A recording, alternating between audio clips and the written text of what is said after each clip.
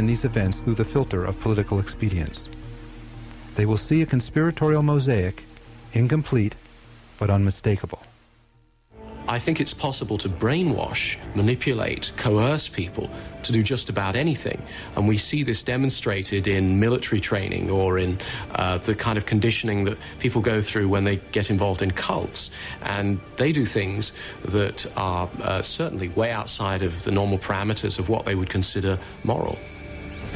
Nowhere was this more evident than in the small South American country of Guyana in the winter of 1978. The place was called Jonestown. On the surface, it appeared to be a gathering of ethnically diverse families assembled by the Reverend Jim Jones to live their dream of a racially harmonious society. This reporter spoke to many Jonestown people. They all insisted that it was a peaceful and productive place in which to live. Are you happy here? Oh, I should say I am. I've never been any happier in my life. Despite the outward appearance of normality, reports of sexual abuse, torture, and members being held against their will filtered back to the United States. San Francisco Congressman Leo Ryan flew to Guyana to investigate the allegations. I'm very glad to be here. This is a congressional inquiry. I think that all of you know that I'm here to find out more about questions that have been raised about your operation here. But I can tell you right now that from the few conversations I've had with some of the folks here already this evening, that whatever the comments are, there are some people here who believe that this is the best thing that ever happened to them in their whole life.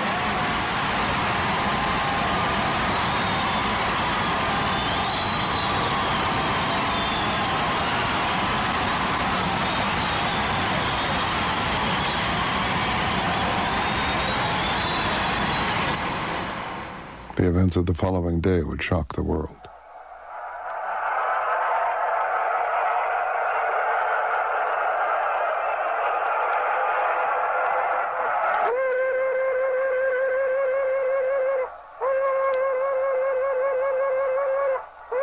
Love is the only weapon. Shit! Bullshit! Martin Luther King died with love. Kennedy died talking about something you couldn't even understand, some kind of generalized love, and he never even backed it up. He shut down. Bullshit! Love is the only weapon with which I got to fight. I got a hell of a lot of weapons to fight. I got my claws, I got compasses, I got guns, I got dynamite, I got a hell of a lot to fight. I'll fight, I'll fight, I will fight, I will fight, I will fight, I will fight.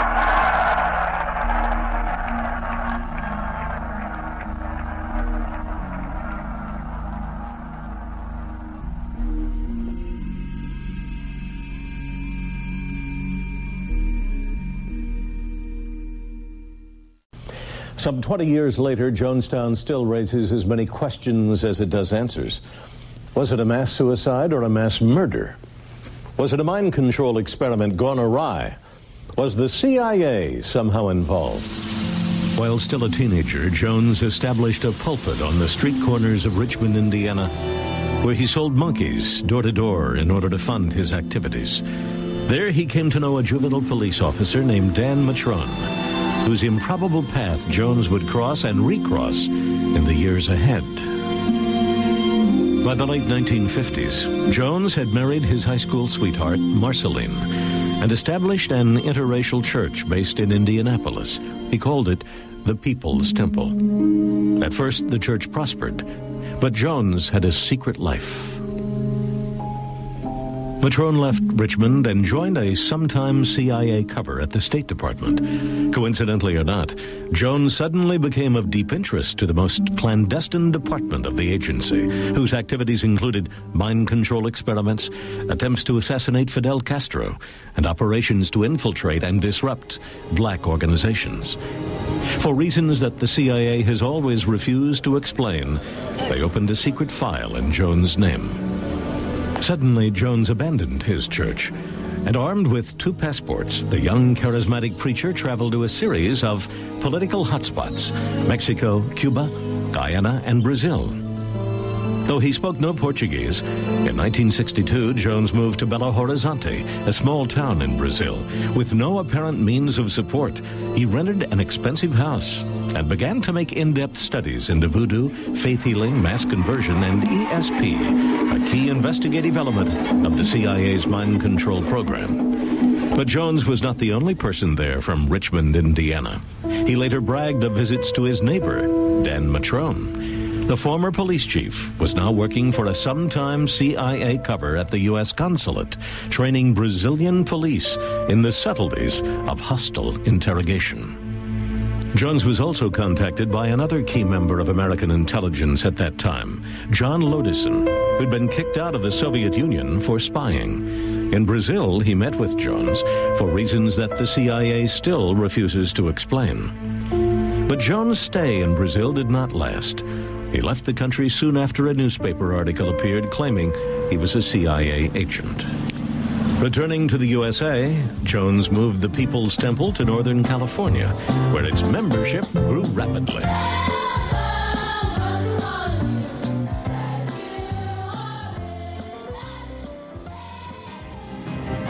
Jones flourished in San Francisco's cult-worshipping atmosphere. Membership in his People's Temple swelled to nearly 20,000 as his reputation grew, and he started food kitchens and daycare centers. He particularly targeted minorities.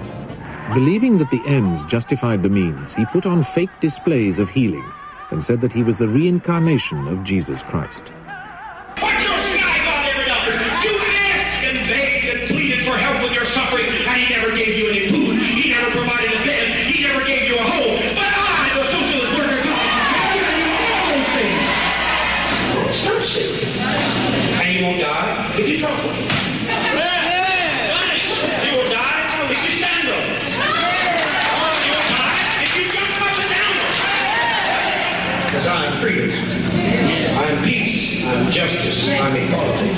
I am God. Using classic brainwashing techniques, he bound his followers to him so that they willingly gave him whatever property and money they had.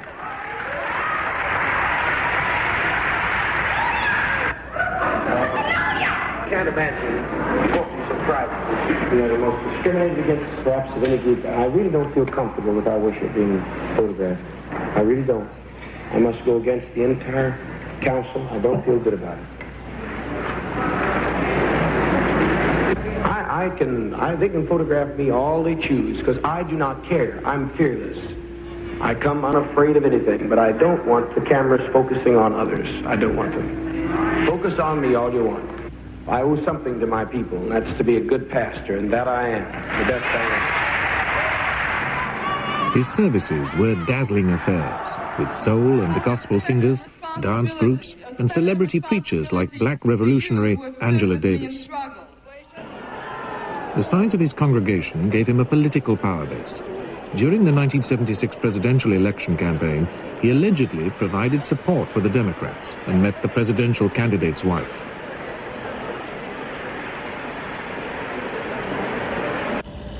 Local politicians sought his support, and he became a member of the city's housing commission.